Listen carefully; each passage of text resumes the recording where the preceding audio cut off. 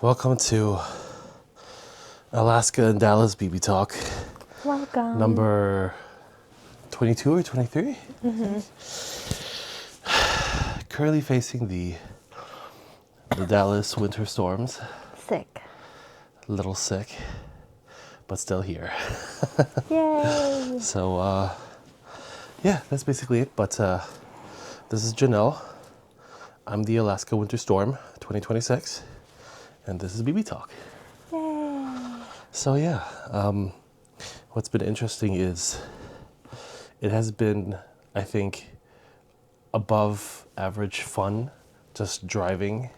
Well, first, the conditions of the roads here in Dallas is complete ice. So you can't drive faster than like 35 miles per hour. And it reminds me a lot of Europe, which I think is really cool.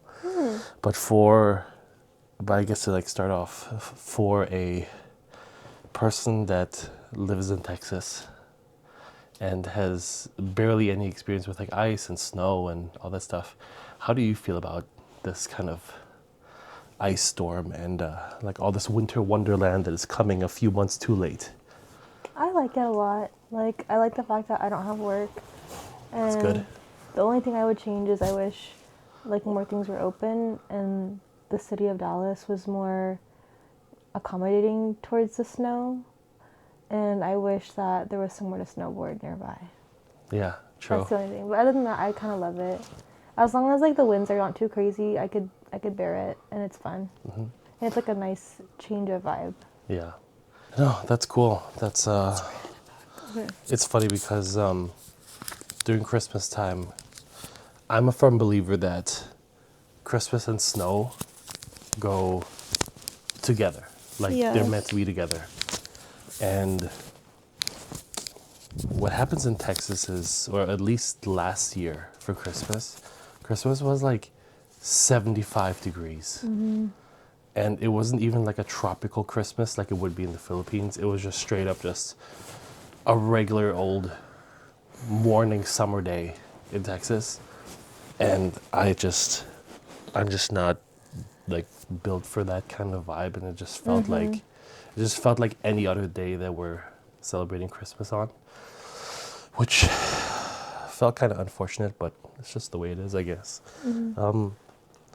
But now, since since the snow finally hit, it's like this is what Christmas should feel like. Like imagine like driving on like the snowy roads, and then you're gonna celebrate Christmas and open presents and stuff, and you're all snowed in together, and you're playing board games, and instead of dressed up in shorts and a tank top, you know what I'm saying? Yeah. So it's just these are like just like the standard things that I miss about like growing up in Europe and Germany and Yeah, I feel like I'm playing The Sims with the Seasons expansion pack. And it's like nice that we could expect, like, it would be nice to live somewhere where you could expect that, like, the burr months will start to get cold and, like, you'll get snow. Because in Dallas, it's only, like, every other year that we'll get snow. And yeah, it's, like, after the holidays, which makes it feel like, dang, if only this happened during Christmas, it would have been, like, perfect. yeah, no, exactly, yeah. And the crazy thing is that like people plan like it's the apocalypse.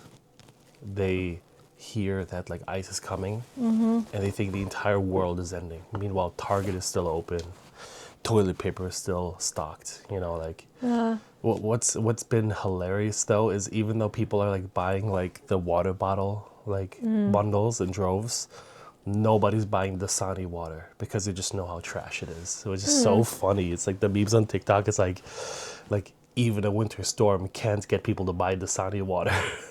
Yeah.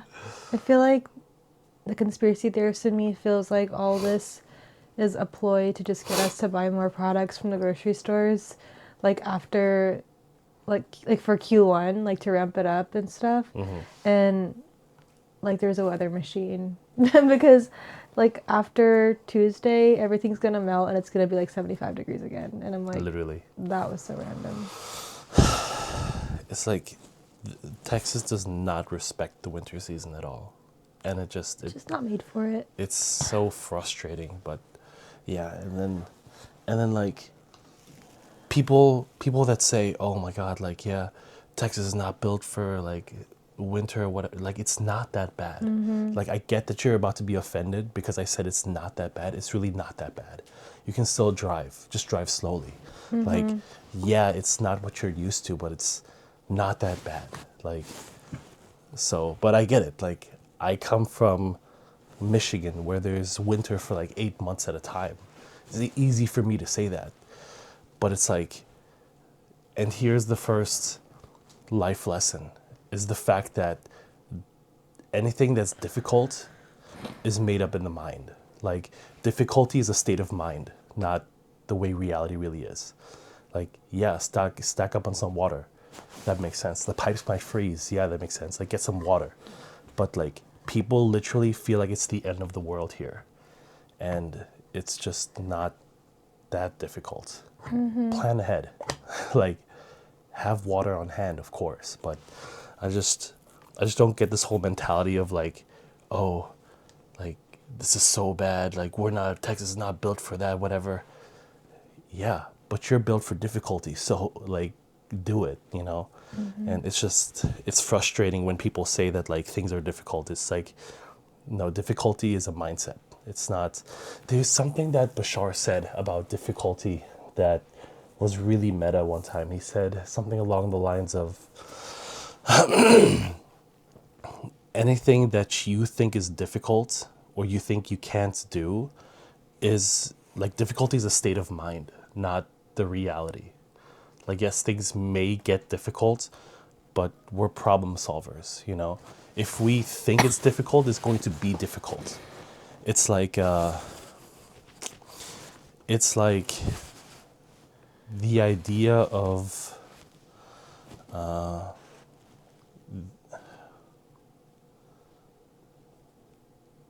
I'm blanking on the term, but it is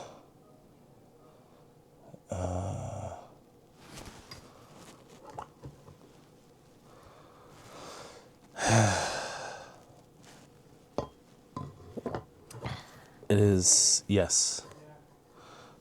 So reality is a mirror, and when you look in the mirror and the reflection is frowning, you don't tell the mirror to smile back at you. You have to smile back first. And the whole meta of the entire idea of difficulty is if you see something as a good thing, reality has no choice but to make it a good thing. It's like if something bad happens to you and you think it's a bad thing, then reality has no choice but to make you experience it as a bad thing. I have a question for you. Sure. So, if you have this mindset, what is something in your life right now that you consider is the most difficult thing that you're experiencing? And are you applying this knowledge to that? Yeah, 1,000%. So, so recently, I have, how do I say this? I wouldn't say like not lost a job, but something happened that severely impacted my income at my work, right? Like almost like 80% of my monthly income. And it is due to something that my business partner did, of course. And so, you know, how would most people deal with, like, let's just say for general sakes, like a job loss, right? How do most people see a job loss? They're like, oh no, this is terrible. I just lost my job. I just lost my income, blah, blah, blah, whatever.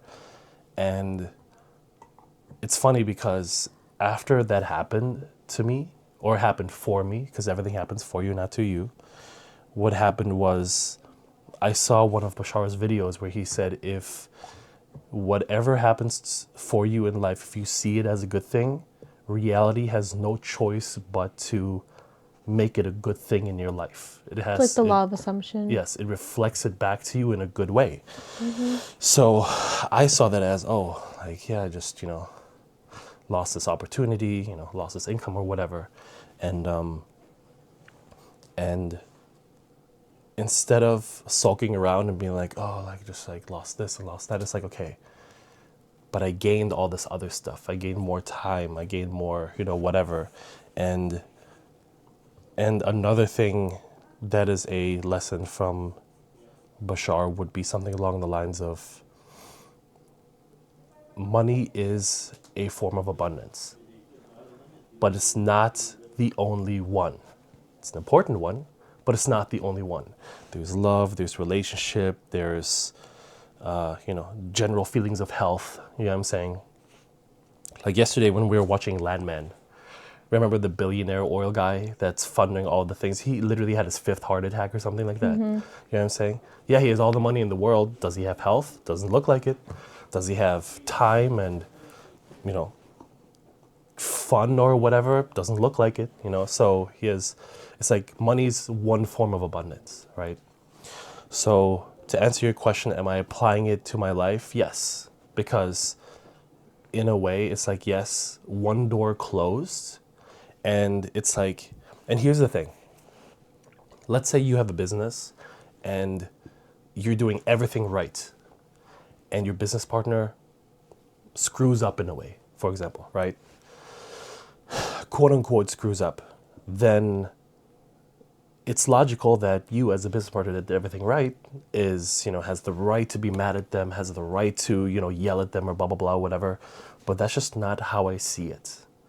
Because if I look at this situation and say, it happened for me, like universal 9-year, things are supposed to end. Like, it's like, here's the thing about 2025 is, numerologically speaking, things in life, in your life, in everybody's life, had to come to an end, whether we like it or not, and whether we initiate it or the universe initiates it.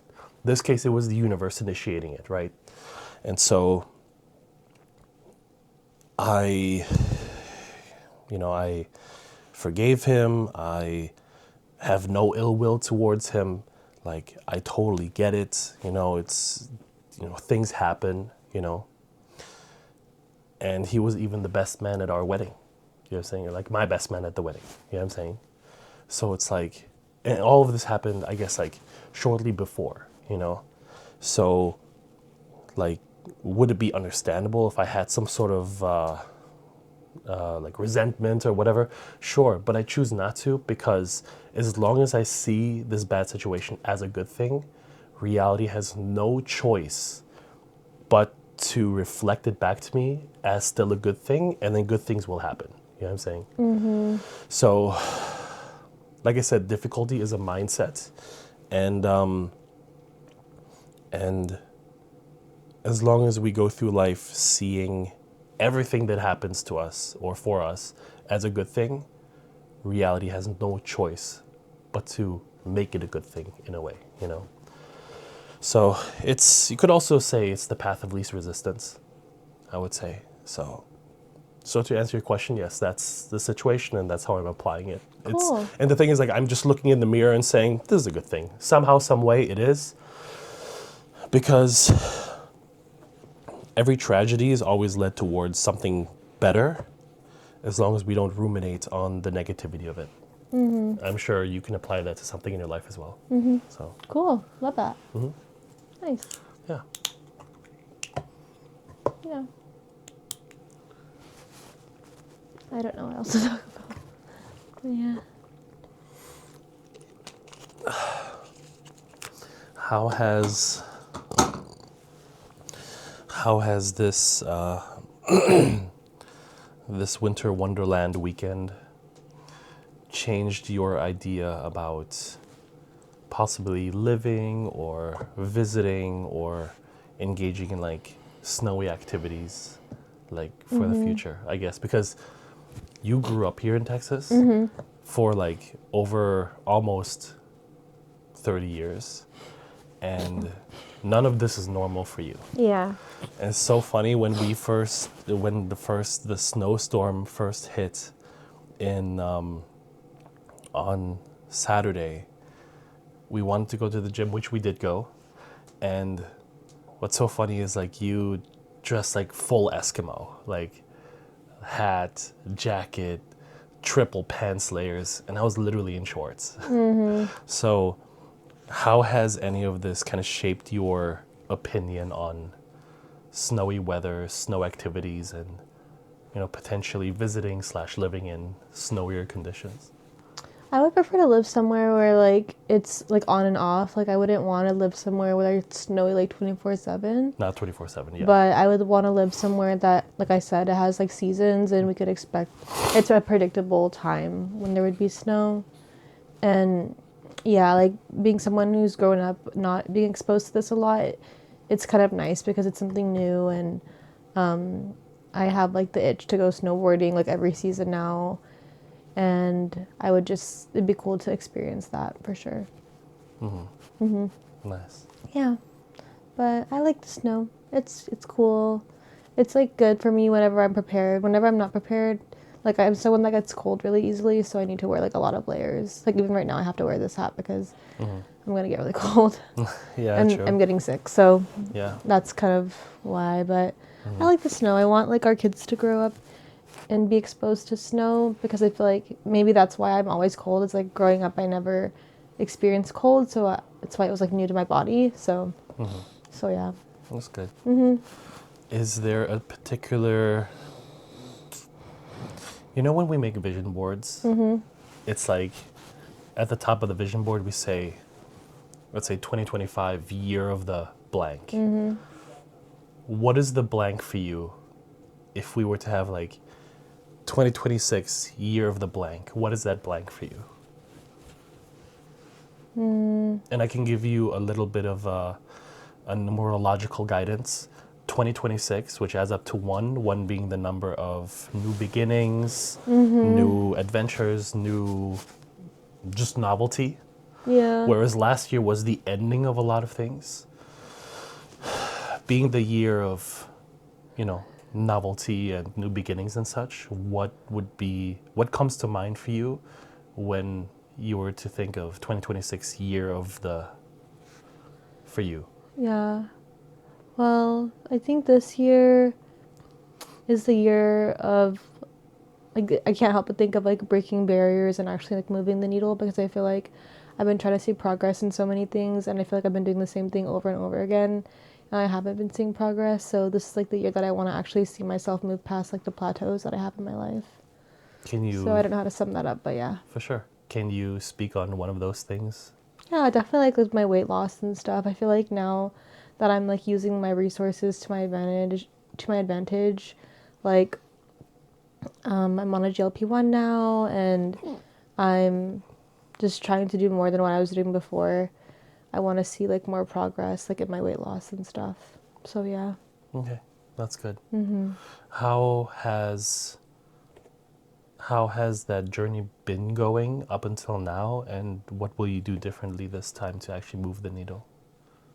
I think so far it's been going been going at the same pace. Like I've been seeing a lot of progress before the holidays and not for whatever reason, but like to be expected during the holidays, I feel like I hit a plateau. Like I'm trying to lose like the same 5 pounds that I just gained in the past 3 months and I don't know what it is because I feel like I've been doing a lot to like lose this weight, but I think what I'm doing differently, I feel like in the past I would like ruminate on it and like judge myself for not losing the weight, but now I'm just like, honestly, just like one day at a time. Like I'm gonna just do what I can to be 1% better than yesterday. Like even if that looks like us just going to the gym during a snowstorm, that's like a win for me because in the past I would never do that.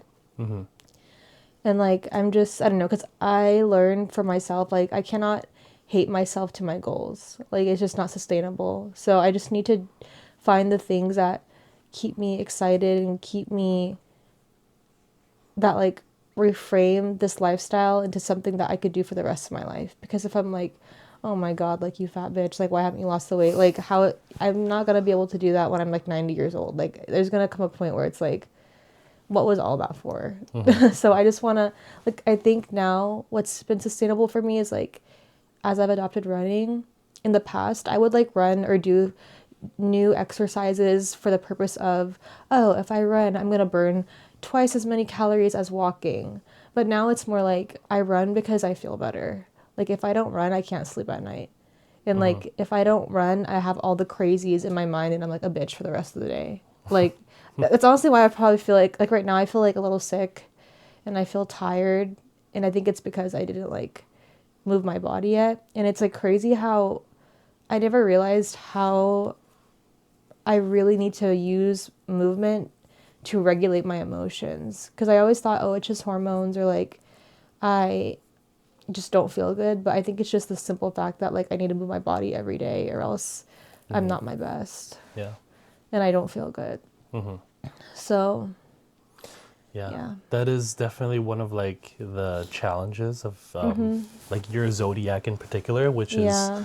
Year of the Rat, which is like people born in 90 like 96. I know you're Mm-hmm. 97, but you're January, so that's technically 96.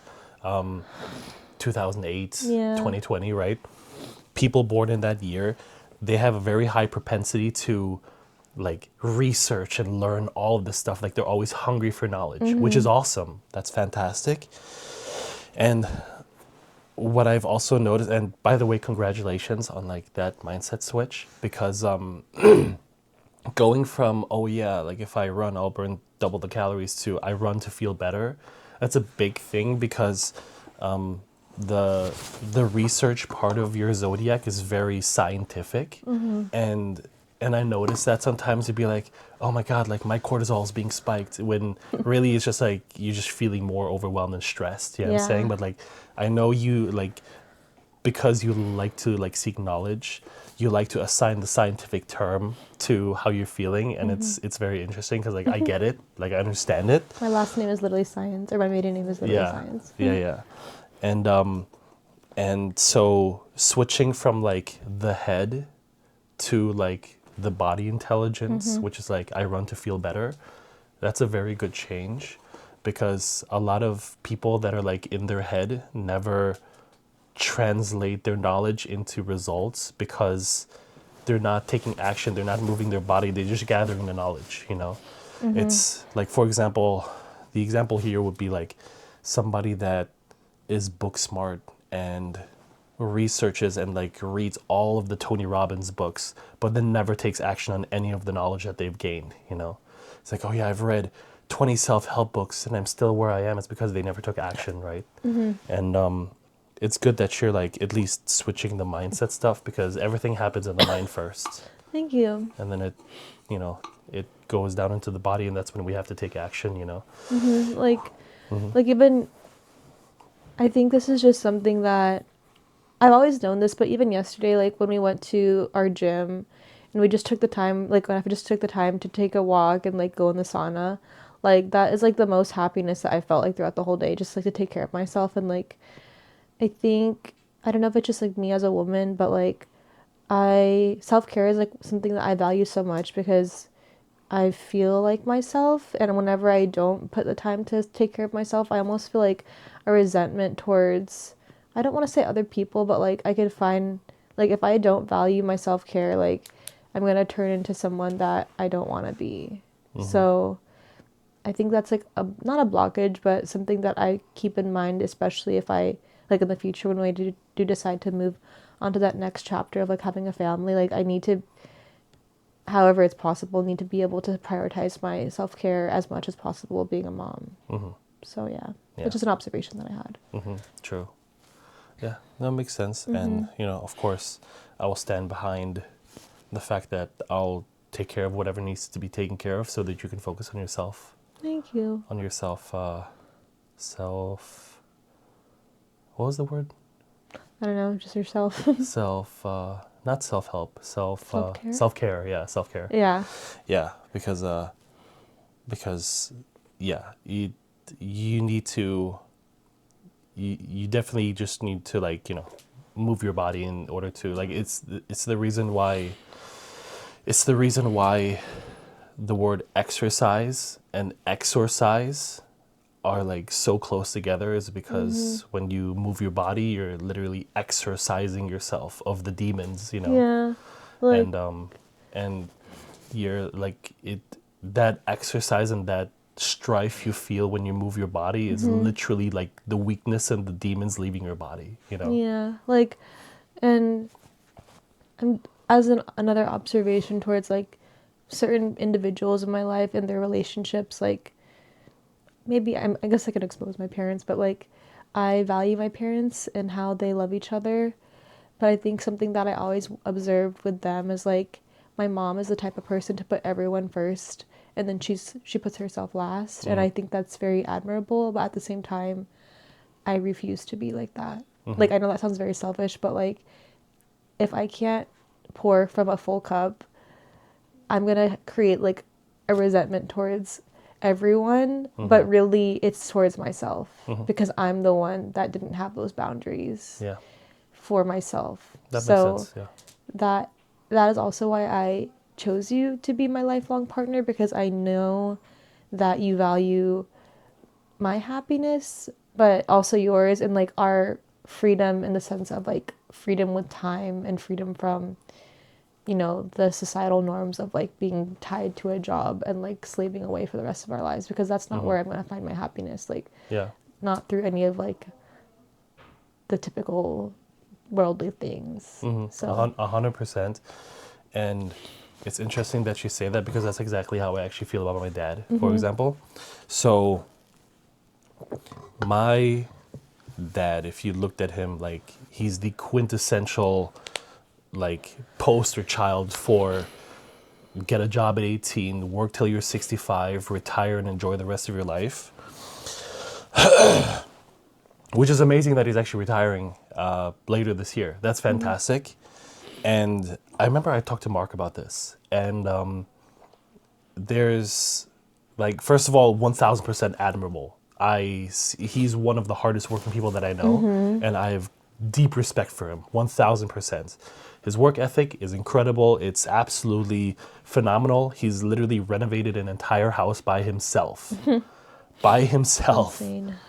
With just getting the materials and just knowing how to do it, and that's great, you know. Here's my one concern that I hope is not a concern, but is a very real thing. It's the fact that because he has worked for the last 46, 50 years of his life, I am concerned that he will not know how to enjoy himself in retirement because there's only so many times you can go golfing before it gets old. There's so many times you can go motorcycle driving before it gets old. There's so many times you can hop in the pool and enjoy that and look over the mountains until it gets old. You know what I'm saying?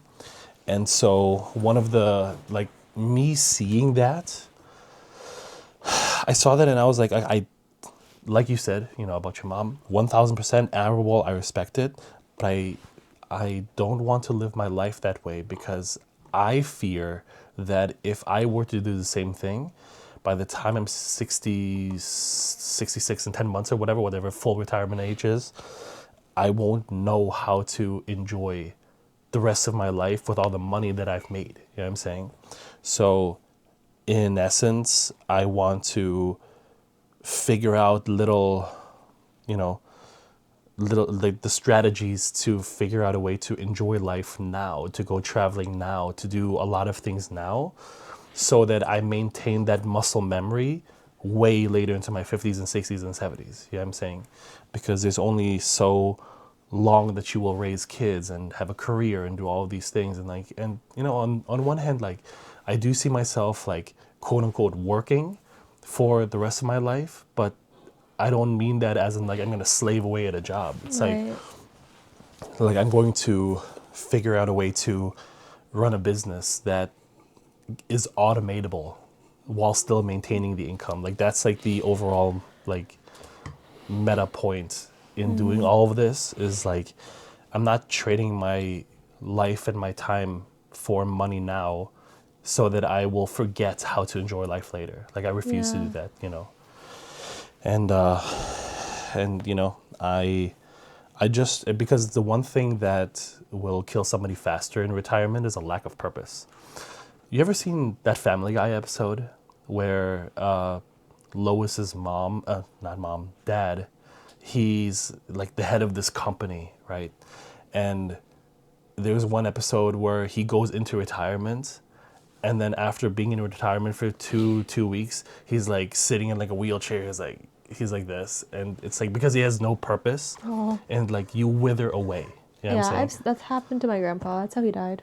Yeah, it's like without a purpose, you wither away. And if your only purpose was ever this one thing and it comes to an end, it's like it all I'm saying is I don't want my parents to pass away, so fast. You know what I'm saying? I want them Yeah. to feel like they have a purpose still.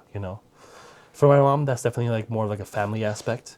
For my dad, a lot of it was like, monetarily, which once again, one form of abundance, family is another, you know what I'm saying? So like a lot of Filipino families in the Philippines, they raise their family based on like the abundance of family, not because of money. You know what I'm saying? Like, do they have the funds to, pay for all of their 25 kids? No, but they literally use their sheer willpower and, and the abundance of love to make it through. You know what I'm Yeah. saying? So, yeah, that's just one of the things that like I hope I can be proven wrong on, is that he will actually be able to enjoy his retirement. I think your dad will be fine. I mean, the way I see it is like if anyone can survive like 40 plus years doing the same thing every day, like imagine what they would do with like the freedom of to do whatever they want. I hope so, because when I look at that, it's like, where do I see his passions are really? It's like building things with his hands, Yeah. using his hands to build a renovated room, a renovated house, building a shed, building a little backyard office, like blah, blah, blah, so on and so forth. I see him doing that. And that goes away with age. Unless you kind of like manage and the macro and micro manage and you have a crew that does things. But then it's like, my dad being so German, it's like his micromanaging would be like out of this world. He would essentially, because nobody would work up to his standards. So he would like tell everybody how to do it, explain it fully, and then they still may get it wrong, Yeah. And it's like, what's so ironic about the whole thing is like when they move to the Philippines in October, they're going to move into the house that is right next to the house they're constructing, so he can be part of the construction every step of the way. Respect it. And I can just imagine the amount of orders that he will give on how to tell the Filipinos to do it better, and so on and so forth. So Well, that's cool. it's gonna be interesting. So yeah. Well, I love that. But yeah. And then I really hope that like my mom holds on to at least another few decades. I'm sure she will. I feel like Filipino women live very long, like longer than they want to be honest. Yeah. That's what I've seen. Unless they decide they want to go out earlier. Yeah, but your mom doesn't seem the type that would, to me. Yeah, I hope not. And I think the way to extend that is for her to just be around family as much as possible. Yeah, and that's what she will be in the Philippines. Like all her siblings are there. Yes, but my sister and I won't be in the Philippines like permanently. Yeah, but we'll be able to visit. Yeah, they'll be able to visit, I just hope that like the times in between visits doesn't like erode her, No, I don't think it will. I hope not. Yeah. But that's a real, like, she literally said she just wants to live 5 more years and that's it. Like, she said this, when? like a year or two ago. What was the context of that? She literally, like, I think I asked her, like, oh, what do you want to do in retirement? How do you want to enjoy your life? And she was like, oh, I'll live 5 more years and then that's it. I'm just like, so this is why I'm concerned like this, So, Okay. hopefully with a little bit of luck, it would be nice if she could potentially, like, somehow have an open door to live with us for however long she wants to, whether it's like here or Europe or wherever, so that, she can. I think some of the really important questions to ask would be, like, do you want to be around for the birth of your grandchild? Do you want to be around for their first steps and when they go to kindergarten? And would you want to be there with us to take care of them and see them graduate high school and get married and all these stuff, because this is like, that's like a multi-decade process. And I guess it'll be a Yeah. good way to gauge whether she wants to be part of it or not. So, I'm sure she does. I mean, I'm not speaking for her, but maybe she said that in the sense that she's still processing the fact that she's leaving the country again. She probably had similar thoughts and emotions when she first left the Philippines and moved to Europe. So I think maybe she didn't fully mean it in that way. Maybe she was just trying to stomach the fact that she's going to be away from you guys. And now that she's actually come to terms with that, I'm sure like her answer would be different. But you never know until we I ask think her. that's a good Yeah. way to look at it, yeah. And I'm sure like now that we're married, it's a different. Maybe we weren't married at the time and it didn't, she didn't see the clear path of like, are they going to have kids or not? But now that we are Yeah. married, I feel like her answer would have been different. Which I think the whole kids thing is the primary driving factor for her. Yeah. Because, and like, do I regret saying something like this when I was like a teenager? Yes and no. But I remember we were eating like dinner one day and my mom said, oh, you should be like this or do this, a classic Filipino comparison, like you should be like this or do this so that when you have kids in the future, blah, blah, blah. And I knew in that moment, okay, like kids is so far away from my mind that I'm going to say something to hurt her because she just like hurt the shit out of me. And I said, I don't want kids. You know what I'm saying? I literally told her to her face, I was like, what if I don't want kids? Like the way that like we're being raised, like maybe I don't want kids. You know what I'm saying? Like I could tell that like offended her at the time. And Yeah. like when somebody hurts you, you just want to hurt them back, and that was just like the teenage mindset of myself. And Yeah. like, so do I regret it? Of course. But it's like, it's also because I just didn't have that long-term outlook in life. You know what I'm saying? Like if she had said that stuff to me now, it's like, yeah, I get why you're saying that. You know what I'm saying? Like kids for me would potentially be right around the corner, but like I get it. Like I know why she said the things that she did, but Yeah. and like being a Filipino mom, she has a propensity to internalize certain things. So I just hope that that conversation didn't like permanently become internalized. You know what I'm saying? I don't think so. I think like now, like what I said, I'm sure her answer would be different. And, like I have to remind myself, like with my parents, like whenever I feel myself feeling a type of way, it's like, it's also their first time living too, or at least like from their perspective, right? Like this is also their first time retiring and their first time experiencing all these things. So I just try to be patient. Yeah. It's a blessing to have been able to grow up with no technology, because there's a certain kind of primitive fun you can have with no technology, but then Yeah. also growing up with like Game Boys and Nintendos and video games and TikTok and all these things, that is another kind of fun, has a infinitely more knowledge and is much more like modern. Yeah. And like our generation is probably the last generation that got to experience that. So like I get both sides. I get my parents' side, but I also understand that like with all the knowledge I got from TikTok and things I've learned from there, for example, it's like, okay, yeah, I understand things on a more deeper level that they're completely locked out of, and they can't get grandfathered into the knowledge, because you just become driven in your ways. Yeah. Like after the age of 25 to 30, your brain becomes less malleable. You kind of have to function more on autopilot. But like growing up into that, it's like, okay, yeah, I see both sides now. So It's cool. yeah, hopefully it all works out. But It will. yeah, they're retiring this year in October. So It's exciting. yeah, Yay. so yeah, and All right. it's funny because like part of me feels like I'm retired, but I don't want to be, and like, yeah, just, still finding whatever it is that awaits me, but at the end of the day, God, the universe, whatever is going to show me the way, I because believe it. I allow them to, and Yeah. and everything that happens is for me and is a good thing. Yay. I believe And it. even all the quote unquote bad things, they're also good things. Mm-hmm. So yeah, that's about it. Rejection is redirection. Hmm. All right, that's it for my end. Yeah, cool. Bye, guys. Thanks for watching. See you later.